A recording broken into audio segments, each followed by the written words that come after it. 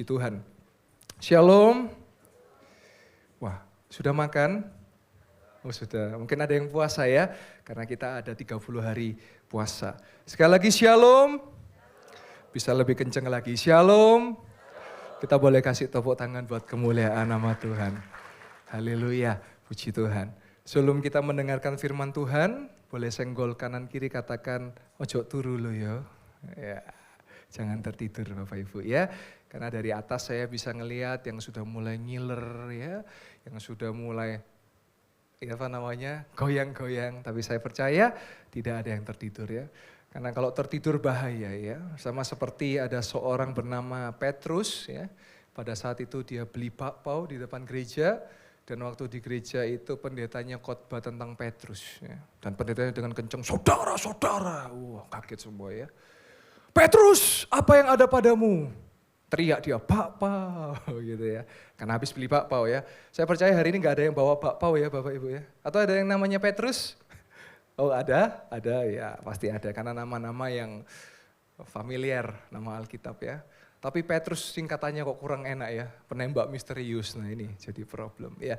Nah Bapak Ibu Saudara, kita kembali berjumpa di ibadah mujizat dan puji Tuhan minggu lalu saya habis bersama dengan Bapak Gembala di Yerusalem. Dan puji Tuhan itu perjalanan ke-55 sekian ya untuk Bapak Gembala dan itu perjalanan untuk saya yang ke-11 Bapak Ibu. Nanti November akan kembali dan juga ke Turki. Bila Bapak Ibu saudara rindu nanti bisa mendaftar dan bisa ikut Bapak Ibu ya. Nah puji Tuhan saya percaya mujizat demi mujizat terus terjadi dan saya mendengar banyak kesaksian. Saya hari ini mau saksikan ada 2 kesaksian. Yang pertama ada seorang ibu yang ikut Yestoya Revival. Kalau Bapak Ibu tahu, kita ada kegerakan namanya Yestoya Revival setiap hari Senin, Selasa, sampai Jumat. Jam berapa Bapak Ibu Yestoya Revival? Jam 1 apa? Siang. Ya, ini saya ngecek tahu apa enggak Bapak Ibu ya, jam 1 siang. Nah, ibu ini ikut Yestoya Revival dan dia selalu tulis, Pak, tolong doakan teman saya. Ibu ini bernama Ibu Elizabeth Vina. Dan Ibu Elizabeth Vina selalu tulis doa untuk temannya namanya Ibu Sri yang sedang sakit stroke dan mau jual rumahnya. Dan dia terus tulis, terus doakan, terus tulis dan terus doakan. Nah singkat cerita Bapak Ibu Saudara, ini adalah iman dari temannya yang percaya untuk temannya. Jadi itu cara kerja iman, sama seperti kalau saudara tahu Porwira di Kapernaum ya. Jadi dia beriman buat temannya dan saudara tahu kemarin saya di WA, tahu saudara apa yang terjadi, rumahnya laku dan prosesnya lancar dan semua Tuhan tolong kita kasih tepuk tangan buat kemuliaan nama Tuhan. Bapak Ibu Saudara, tidak ada yang mustahil bagi Tuhan dan tidak ada yang mustahil bagi orang yang percaya. Yang percaya katakan amin. Bapak Ibu Saudara, kalau nanti saudara keluar dari, biasanya keluar kan dari kiri ya. Kalau saudara keluar dari pintu yang di sana maupun sana, nanti sempatkan untuk Bapak Ibu melihat ada sebuah tongkat. Tongkat itu bukan ditaruh di situ untuk dipinjamkan ke orang, bukan. Tapi itu tongkat yang membuktikan bahwa ada namanya Bapak Sarjono Lim. Dia pernah tidak bisa berjalan dan hari ini dia bisa berjalan. Dan siapa yang menyembuhkan? Tuhan Yesus, kita boleh kasih tepuk tangan buat Tuhan Yesus. Dan saya percaya tidak lama lagi bukan hanya tongkat itu saja, akan banyak tongkat demi tongkat dan saya akan letakkan di gereja supaya saudara tahu bahwa hari ini Yesus masih bisa sembuhkan karena dia adalah penyembuh, karena dia adalah dokter segala dokter, dia Tuhan segala Tuhan dan yang percaya katakan amin. Dan yang percaya boleh tepuk tangan buat kemuliaan nama Tuhan. Haleluya. Saya percaya Tuhan memakai gereja Betani Yestoya Malang untuk menyatakan perkara-perkara yang ajaib. Bulan depan, bulan April, saya dengan Bapak Gembala akan mengadakan ibadah KKR khusus untuk suami istri yang sulit punya keturunan. Dan saudara boleh persiapkan bagi suami istri yang memiliki masalah untuk keturunan dan bulan depan di April tanggalnya nanti saya akan konfirmasi. Nanti akan diumumkan dan kita khusus akan melayani suami dan istri yang merindukan keturunan ilahi. Dan kita percaya kalau Tuhan membuka tidak ada yang menutupnya. Dan yang percaya katakan amin. Haleluya. Saudara, mujizat bisa dialami bagi mereka yang percaya dan bertindak. Jadi gak cuman omdo. Ya. Omdo itu apa? Omong doang. Ya. Apalagi omsong. Apa itu omsong?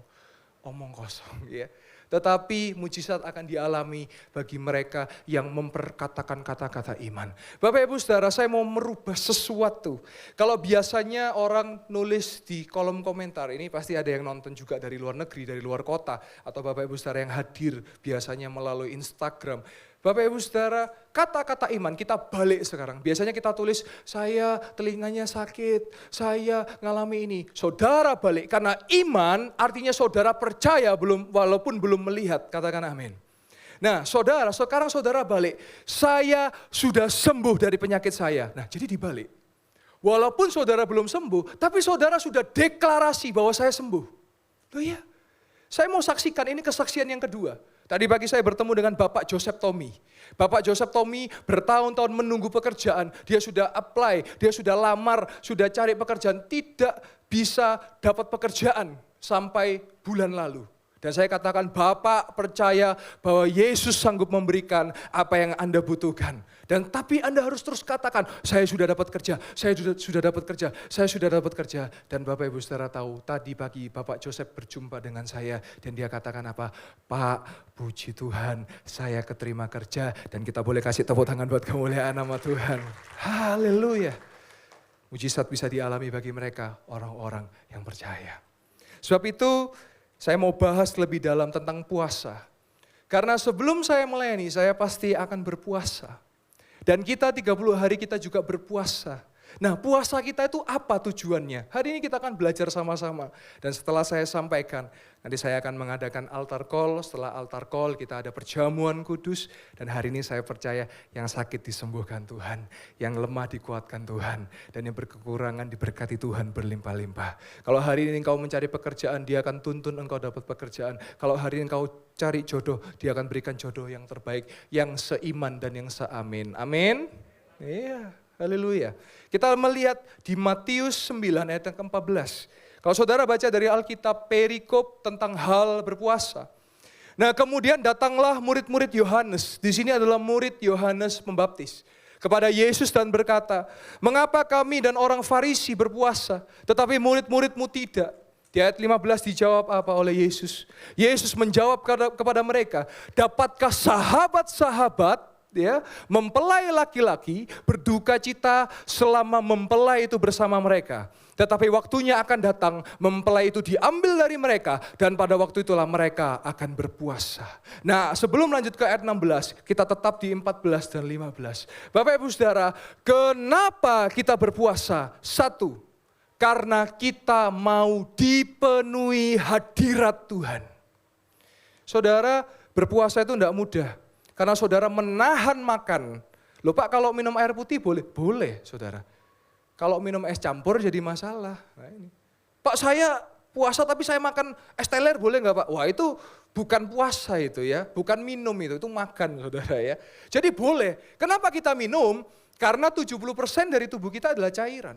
Saudara, kalau saudara tahu bagaimana Yesus berpuasa 40 hari 40 malam, dia sepenuhnya Tuhan yang menjadi manusia. Otomatis dalam kemanusiaannya, kalau kita sebut ini kristologi, kristofani, dalam inkarnasinya menjadi manusia, maka 70% dari tubuhnya adalah cairan. Dan saya percaya selama 40 hari 40 malam, dia juga minum, tapi dia tidak makan. Kalau saudara mengerti, kenapa sebabnya iblis pertama kali yang dicobai apa?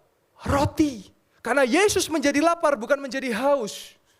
Dan saudara tahu dalam artikel, dalam jurnal-jurnal, kalau saudara coba puasa 40 hari 40 malam tanpa makan, hanya minum, ya Bapak Ibu, hari ke-41 Anda akan langsung ke Bapa di sorga. Ya, langsung blep Bapak Ibu.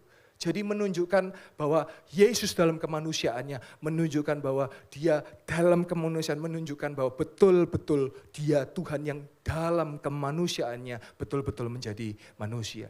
Dan ketika iblis mencobai Yesus, dia tahu Yesus lapar.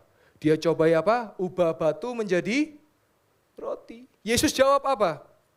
Manusia tidak hidup dari roti saja, tapi dari apa? Capcay, rujak cingur, ya, dari nyambe. Nah, Yesus jawab, hidup dari firman Allah. Nah saudara, ketika saudara berpuasa, saudara biarkan diri Anda dipenuhi dengan firman Allah. Katakan amin.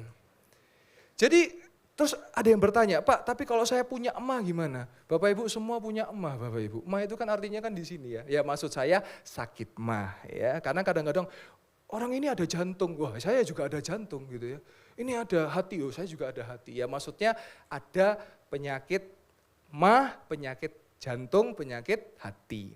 Nah Bapak Ibu, saya dulu sebelum saya mempraktekkan doa dan puasa, saya itu punya emah Bapak Ibu. Dan setiap telat makan, sampai ke dokter. Karena harus dikasih biasanya ya obat yang rasanya itu manis pahit ya kalau saudara tahu. Karena obat mah kan. Nah, terus suatu kali di gereja ada doa dan puasa dan saya menantang diri saya, Tuhan aku mau doa dan puasa dan aku percaya mujizat-Mu bisa terjadi.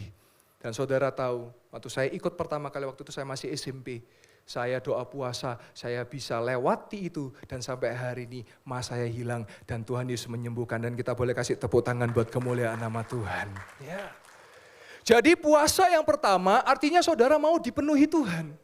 Nanti pikiran saudara fresh, nanti tubuh saudara fresh, nanti jiwa saudara fresh. Nah itu tujuan puasa. Pak tapi kalau saya masih ada mah gimana? Ya sesuai takaran iman saudara, jangan dipaksa. Nanti saudara paksa ikut kayak saya, saudara coba terus saudara tergeletak, ini gara-gara Pastor Yoel, kita tuntut Pastor Yoel, lah saya salah lagi. Ya. Sesuai takaran. Bapak Ibu Saudara, saya kasih tahu cara puasa. Jadi makan terakhir itu 22.00, jam 10 malam. Nah bukanya itu ada 3 jendela, jam 1 siang, jam 3 sore, dan jam 6 malam. Loh kalau lebih dari jam 6 boleh enggak Pak? Ya enggak apa-apa, berarti lebih baik begitu. Nah Bapak Ibu, kalau Bapak Ibu misalnya, tapi saya enggak bisa jam 1 Pak, gimana? Ya silakan saudara janji iman dengan Tuhan. Tuhan, saya mau coba puasa, tapi saya sanggupnya jam 9 pagi. Gimana Tuhan? Loh ya enggak apa-apa, tapi saudara tepati bukanya jam 9. Nah terus akhirnya supaya jam 9, saya bangun aja jam 8.55 gitu ya. Bangun langsung makan saudara, ya enggak begitu ya. Tetapi puasa membuat kita dipenuhi hadirat Tuhan. Nah di ayat 15 boleh ditampilkan, Yesus menjelaskan kenapa murid-muridnya tidak berpuasa. Karena Yesus berada di tengah-tengah mereka. Sehingga mereka tidak perlu berpuasa karena mereka dipenuhi hadirat Tuhan. Nah saat ini secara fisik ya, Yesus naik ke sorga. Sehingga tidak ada lagi di antara kita, maka dari itu mulailah kita berpuasa. Nah saudara kalau saudara berpuasa juga berdoa. Loh gimana caranya Pak? Ya sambil saudara di tengah-tengah puasa dalam hati, Tuhan aku ditolong Tuhan. Aku bisa mengampuni, aku berdoa buat suamiku, aku berdoa buat istriku. Gitu Bapak Ibu. Kalau Bapak Ibu saudara cuma puasa aja tanpa doa, jadinya bukan doa puasa, jadinya diet ya. Karena puasa aja, intermittent fasting namanya. Tapi doa dan puasa disertai doa dan puasa. Saudara pernah dengar kalimat khusus ini hanya bisa dengan doa dan puasa? Pernah dengar itu ada di ayat Alkitab. Ya, kita lanjut ke ayat 16 dan 17. Tidak seorang pun menambalkan secarik kain yang belum susut pada baju yang tua, karena jika demikian kain penambal itu akan mencabik baju itu, lalu makin besarlah koyaknya. Dan ayat 17 yang terakhir.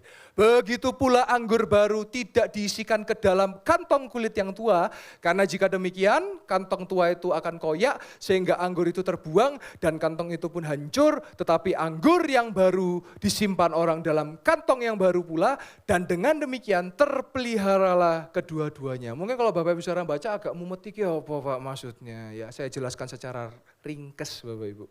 Jadi ada dua yang Yesus tunjukkan secara ilustrasi. Yang pertama, baju yang lama kalau ditembel itu tambah jebol Bapak Ibu, tambah rusak karena dikoyak ya. Yang kedua, kain kalau sudah lama, kulit itu kalau sudah lama, tempat penada anggur kalau sudah lama, kalau ditumplek anggur dia jebol Bapak Ibu. Nah maksudnya apa? Tadi puasa yang pertama, saudara dipenuhi hadirat Tuhan. Kalau puasa poin yang kedua artinya saudara menjadi pribadi yang baru. Katakan pribadi yang baru. Nah artinya saudara tidak ditembel tapi saudara jadi baju yang baru. Artinya saudara tidak jadi kulit yang tua, tapi saudara jadi kulit yang baru dan ketika dikasih anggur, saudara terpelihara anggurnya. Nangkap sampai sini saudara? Itulah maksudnya. Jadi saudara, kehidupan kita dengan Kristus, setiap kita mengalami Yesus, pasti ada sesuatu yang baru dalam hidup kita. Katakan amin. Kalau saudara males, saudara berjumpa Yesus, saudara jadi rajin. Kalau saudara suka bohong, saudara ketemu Yesus, saudara jadi suka jujur. Itu maknanya. Karena apa? Kalau saudara masih pakai baju yang lama, dan saudara ketemu Yesus, maka jadi terkoyaklah. Saudara tidak bisa percaya Yesus kalau saudara suka bohong. Bagaimana caranya? Tidak bisa, saudara.